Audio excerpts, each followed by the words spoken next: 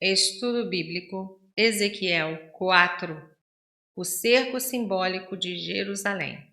Capítulo 4, verso 1 a 7, verso 27. Aqui temos a primeira série de profecias dadas no espaço de um ano a respeito da conquista de Jerusalém pelos babilônios em 586 a.C. Versos 1 a 3. Grava nela a cidade de Jerusalém. A lição prática de Ezequiel era usar um pequeno tablete de argila e criar uma miniatura da cidade de Jerusalém, com os muros e os objetos do cerco, para ilustrar a vinda do cerco definitivo de Jerusalém, 586 a.C. Verso 3. Toma uma certã de ferro, isto é, uma assadeira.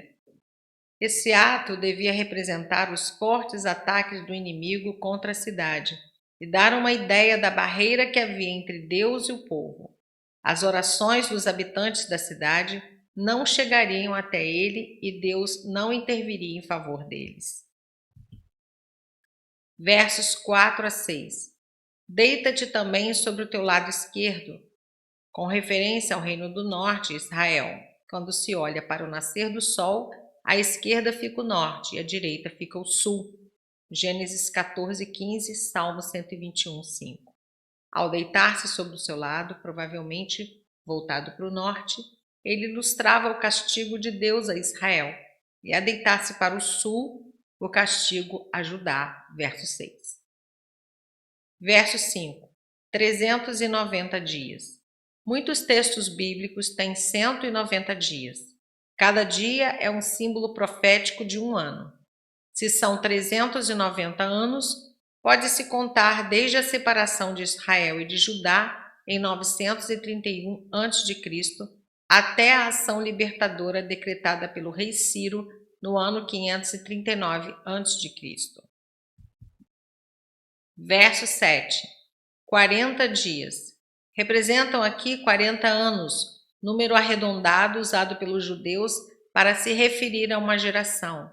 Pelas datas arqueológicas, contaram-se 50 anos entre a queda de Jerusalém e o princípio da reconstrução. Ezequiel, reconhecendo a responsabilidade do indivíduo e o valor de cada alma, calcula o cativeiro pelo número dos anos nos quais o povo viria a estar exilado. Jeremias, como profeta da alta estirpe, conta o cativeiro desde o ano 605 a.C., quando a nobreza foi levada cativa e por isso sempre fala em 70 anos. Jeremias 25, versos 11 a 14. Verso 8. Eis que te prenderei com cordas, assim não te voltarás de um lado para o outro. Não prisão física, mas a coibição divina observada em capítulo 3, 25. Isso era para simbolizar a impossibilidade dos judeus serem capazes de livrar-se do castigo. Versos 9 a 11. Por peso, por medida. Ezequiel deveria sobreviver com as provisões de um cerco, enquanto fazia o papel de Jerusalém sitiada. Essas provisões refletem as privações sofridas durante um cerco. Deuteronômio 28, versos 52 a 57, 2 Reis 6, verso 25, 7, verso 12, Jeremias 15, 2 e 19, 9. Versos 9 a 11.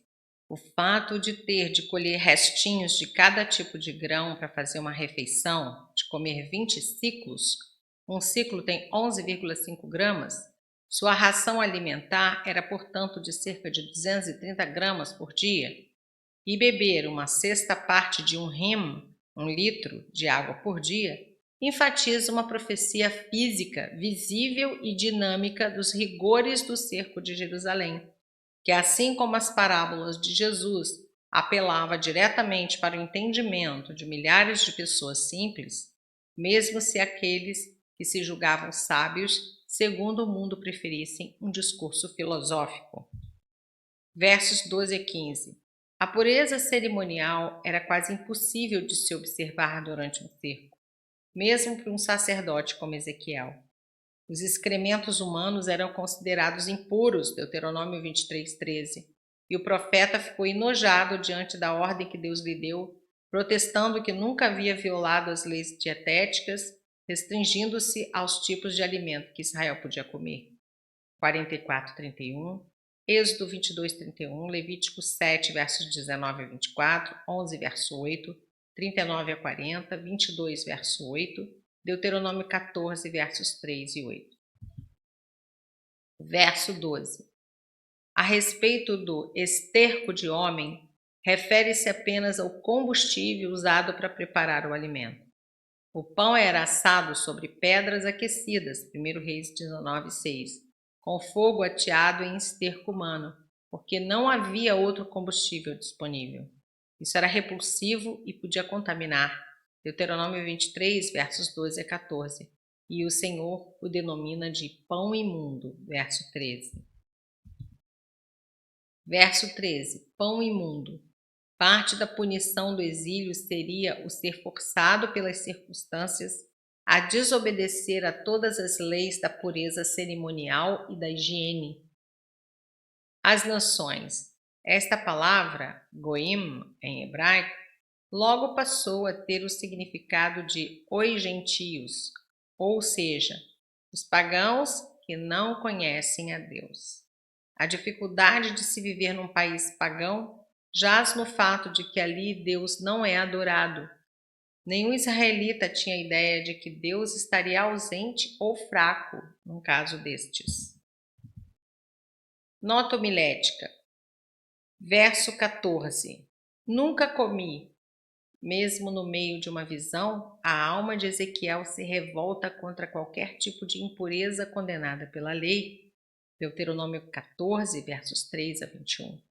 Deus, na sua misericórdia, alterou esta exigência, verso 15, permitindo que ele substituísse os excrementos humanos por esterco de gado, ainda largamente usado como combustível em certas partes do Oriente Próximo. Só depois de seu povo ter aprendido a obedecer inteiramente à lei, Deus o leva um passo a mais à frente, mostrando que o sentimento completo da lei é comunhão perfeita com o próprio Deus. Atos 10, versos 14 e 15, João 4, versos 23 e 24, João 6, verso 40 e Gálatas 4, versos 6 e 7.